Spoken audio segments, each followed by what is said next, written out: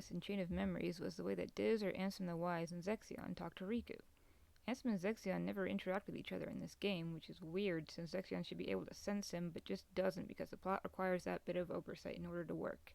We get a reunion scene with them in 3, but they got to that point independently of each other. What we do get to see is how their conversation would have gone through their scenes with Riku. First, Riku talks to Ansem as he's making his way through the basement levels. I wonder how it feels to visit your room after so long. The memories are rising into your mind now, aren't they? Riku frowned and answered in a low voice.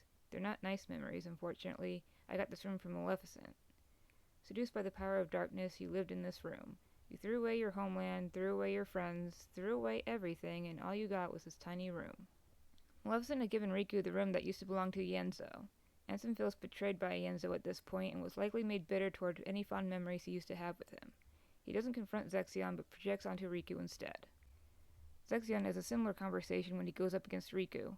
He's vowed to take him down for killing Lexaeus and doesn't hold anything back. However, a lot of what he says applies to himself as well. Both he and Ansem hit on the point that Riku had thrown everything away to chase after the power of darkness. You really should have known that this was going to happen, Zexion began. Before arriving here, you traveled through many worlds of your memories. However, I'm sure all you met were beings of darkness. There's nothing left in your heart but dark memories. The memories of your home have vanished. You're lying. I remember everyone from the islands just fine. Titus, Selphie, and Waka too. Kairi, Sora, everyone. My important friends. And who was it who threw those friends away? Did you forget your own actions? You destroyed your own home. The island where you were born, where you grew up, tore apart, crumbled away, and many hearts vanished into the darkness. It was your fault.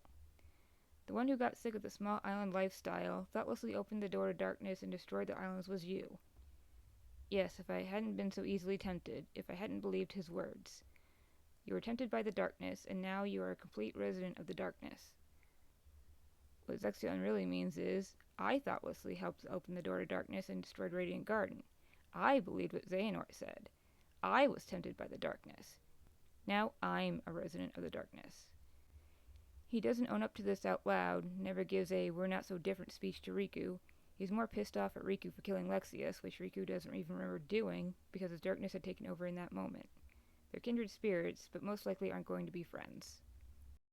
When Riku brings Xion to that room, she describes it as quiet and lonely. Riku and Yenzo had both lived in that room at different times, reading books and getting angry about things. They made decisions that cost them everything and went on to live with regret. Zexion admonishes Riku as if talking to himself, and Ansem admonishes him like the son he refuses to talk to. I've written many versions of a confrontation scene between Zexion and Ansem under different circumstances, but that's for another video. Next time we'll dive deeper into some more fractured relationships. Cheers.